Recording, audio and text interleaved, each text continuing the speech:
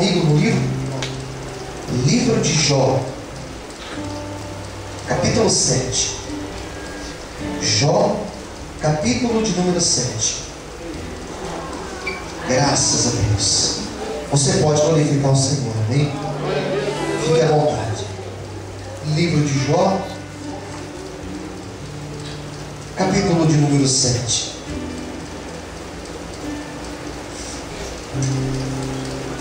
Farei a leitura de dois versículos, versículo 17 e versículo 18. Posso ler? Quem já encontrou, diga amém. Amém. Quem ainda não encontrou, está antes de Salmos, tá bom? Jó, está antes de Salmos, bem no meio da Bíblia. Vamos lá, para nós ganharmos tempo. Jó, capítulo 7, versículo 17. Que é o homem, para que tanto o estimes e ponhas sobre ele o teu coração, e cada manhã o visite, e cada momento o proves. Vamos ler mais uma vez esses dois versículos. 17.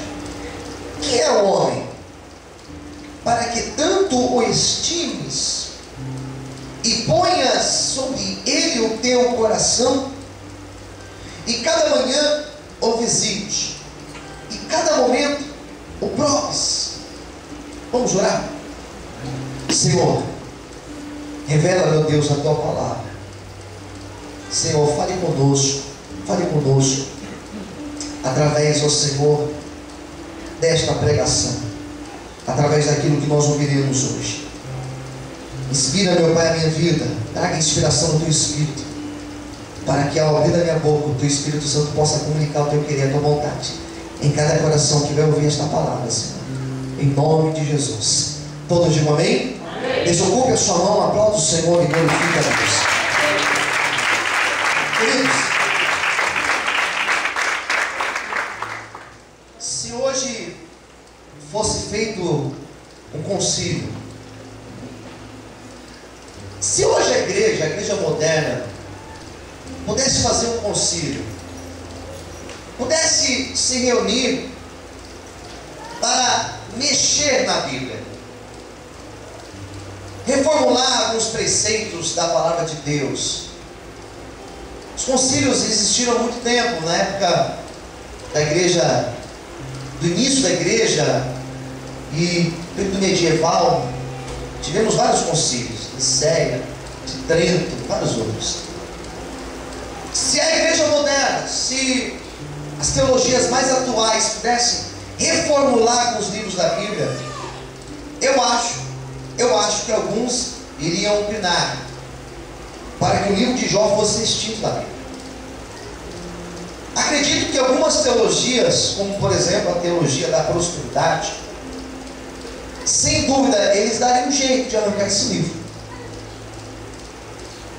Mesmo porque esse livro, o autor é desconhecido, não sabemos quem escreveu. Parece ser um livro muito antigo, parece ser o livro mais antigo da Bíblia. Parece que é uma história mais antiga da Bíblia. E não somente por isso, mas pelo conteúdo desse livro, pela imagem que nós criamos sobre Deus a partir desse livro. Quando você lê o livro de Jó, e eu já tive a experiência de ler todo esse livro, já li algumas vezes Jó. E quando você lê o livro de Jó, do capítulo 1 ao capítulo 42, você observa Deus de várias maneiras. A teologia que é mostrada nesse livro de Jó, ela se contradiz com muitas teologias atuais. Uma das ideias da teologia moderna é que se a pessoa tem um problema, alguma coisa está errada na vida dela. Eu já ouvi isso.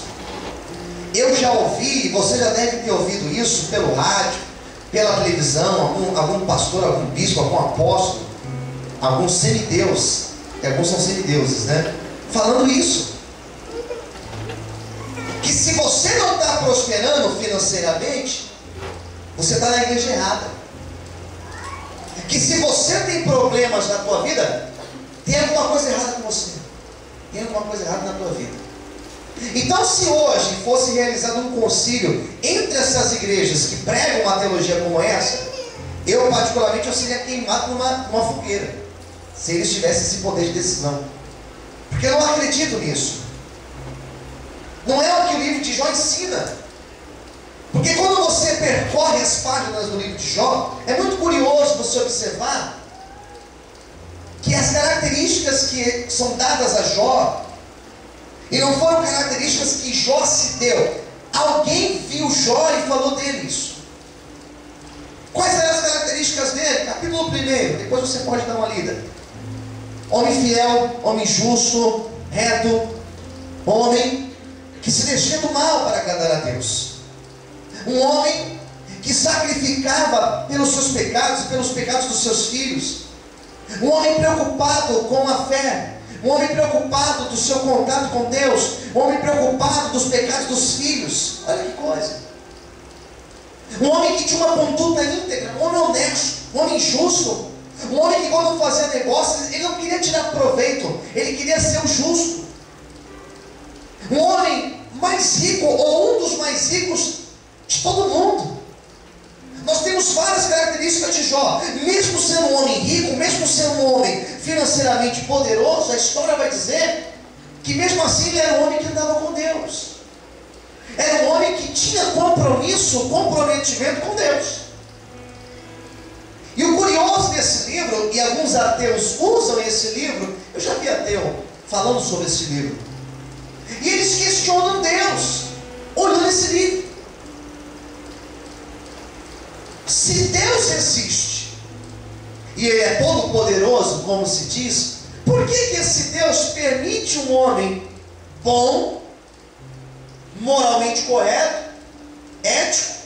Por que Deus permite esse homem passar por tanta tribulação na vida? Que Deus é esse?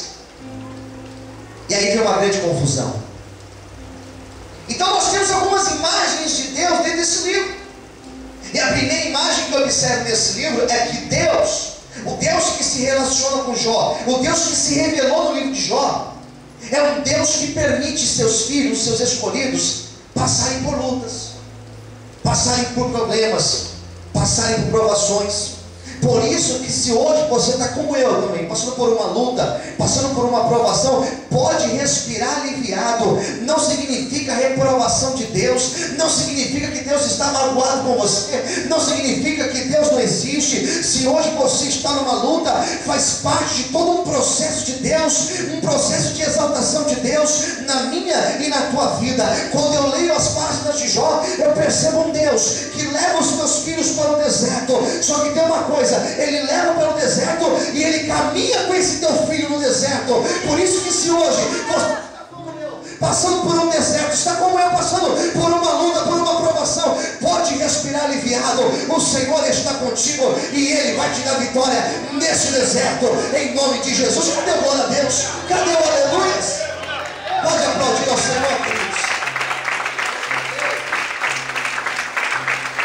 Um Deus que permite passarmos pelo deserto, um Deus que passa conosco no deserto, e um Deus, eu vou usar uma palavra que eu sempre gosto de usar, um Deus que se revela no deserto. Diga para quem está ao teu lado: Deus, Ele gosta de se revelar no deserto. Deus, Ele se mostra no deserto. Deus, Ele aparece no deserto. Deus se faz presente no deserto. O nosso Deus, Ele passa conosco no deserto. O Deus que eu vejo no livro de Jó é um Deus que pega Jó pela mão e leva ele a passar pelo pior momento, pelo pior deserto da vida dele. São essas imagens que nós temos. E um Deus que quando nos leva para o deserto, não nos leva para a destruição, mas Ele nos leva como se estivesse levando o seu filho para a escola, para uma faculdade. Deserto é uma faculdade de Deus para as nossas vidas. Se você não tem esse certificado, esse diploma na tua vida, você vai ter que ter o diploma da aprovação. Deus vai te levar para o deserto, mas lá no deserto Ele vai se mostrar presente na tua vida. É lá no deserto que você vai descobrir que Ele é o Jeová Jireh, o Deus da provisão. É lá no deserto que você vai descobrir